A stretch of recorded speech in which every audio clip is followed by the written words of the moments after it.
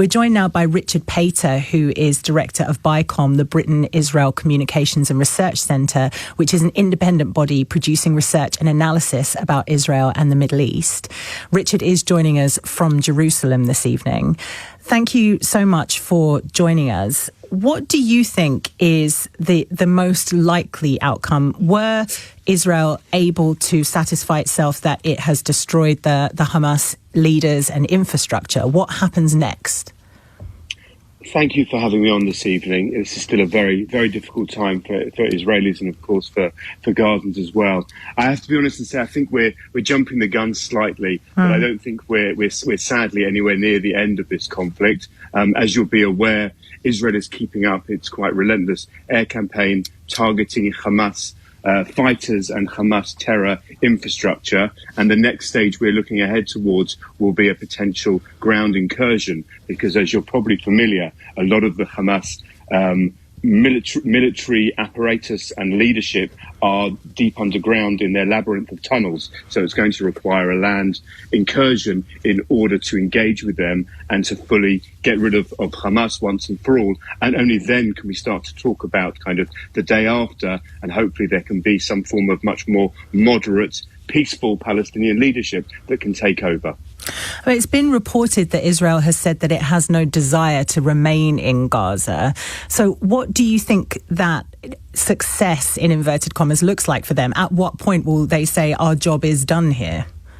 So first of all, you're absolutely right. I mean, Israel pulled out unilaterally from Gaza in 2005 and has no interest to return there and to be responsible for the citizenship there. That is the role and responsibility for Palestinian leadership. Just to emphasize, kind of to add in a further level of complexity, in an unprecedented situation, there are still 200 plus Israeli hostages being held by Hamas, 30 babies and children. This is kind of an untenable situation, which further will complicate any military solution, but it's kind of high on the minds of Israelis here. And how likely is an escalation of this? There is speculation that Iran and possibly Hezbollah are going to get involved at some stage. Obviously, that is an eventuality that everybody wants to avoid. But how likely is it looking at this stage? Well, we've already seen kind of escalation on the northern border. I think in normal times, just the fact that Hezbollah have fired themselves from the north over 200 rockets and mortars. There have been 5 attempted infiltrations, 50 incidents of anti-tank missile fire against both military targets and civilians. We're already in a kind of a low-intensity combat in the north. Hamas are encouraging their patrons, Iran, that are really the kind of the octopus's tentacles, which are leading all of this axis of terrorism. So far, they haven't extended their targets further. They've just focused on border incidents, but we're acutely aware of the potential for Hamas to exasperate things further, which will obviously draw further violence and eventually then suffering as well for the Lebanese that also don't deserve to have Hezbollah embedded within their civilian population.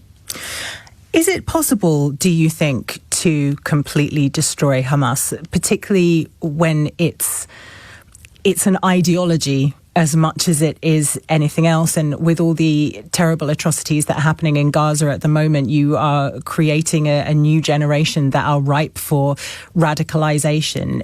It really comes back to my question of when is the job done from an Israeli point of view? I don't think Israel has a choice. I mean, Hamas is an extremist jihadi organization akin to ISIS, bent on the destruction of Israel. And I'll give 2 examples of why it doesn't have to be this way and kind of maybe an element of hope. First of all, the concept before October the 7th was Israel's efforts to improve the situation for the Gazan population. If we look at a different model, there is a Muslim Brotherhood political party operating in Israel.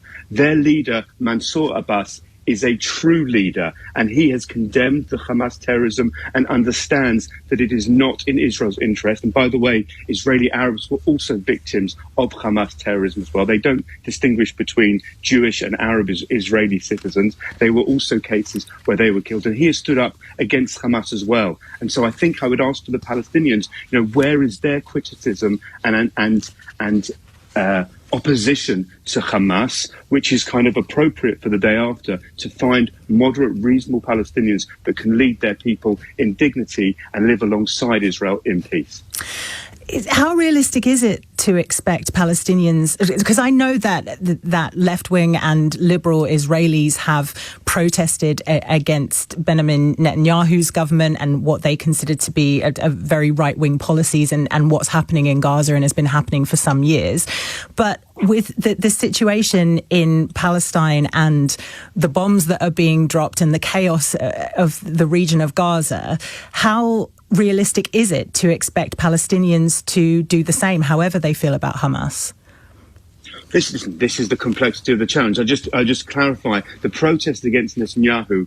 We've had 10 months of this year up until October the 7th. The big story in Israel was about the protests, hundreds of thousands of Israelis coming out against the current government. But as soon as the events of October the 7th became clear, all of that faded away, that there is real unity amongst the people of Israel, left and right wing. That doesn't matter anymore. That's is a luxury for another day and for a political debate in the future. But Israelis, and I would add again, Jews and Arabs are united against Hamas and what they represent, because it represents a threat to all of us.